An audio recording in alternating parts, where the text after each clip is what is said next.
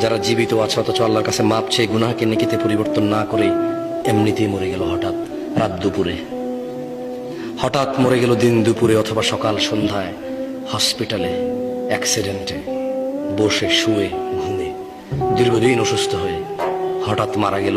তার গুনাহগুলো গুনাহ রয়ে গেল, এগুলো তো আর জাহান্নামে যাওয়ার কারণ হয়ে বসবে, অথচ গুনাহগুলোই নেকিতে পরিবর্তন করতে পারতো সে বেঁচে থাকা অবস্থায়। এই যে নিঃশ্বাস চলা অবস্থায় যদি বলতো যে ইয়া আল্লাহ আর করবো না, তুমি সাক্ষী, আমি করলে তো তুমি দেখবাই, কোথায় করবো তোমার থেকে লুকিয়ে, তুমি দেখো আর চুরি ডাকাতি জেনা ব্যভিচার নেশা মিথ্যা কথা কিচ্ছু বলবো না, তবে তুমি আমার আগের গুনাহকে যেমনটা তুমি কোরআনে ওয়াদা করেছো যে নেকিতে পরিবর্তন করো তুমি করো, আর তুমি দেখো আমি আর গুনাহ করবো না।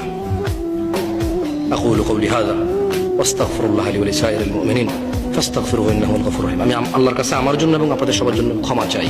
আল্লাহ আমাদের সবার সমস্ত গুনাহকে নেকিতে পরিবর্তন করে ক্ষমা করবেন। আমিন।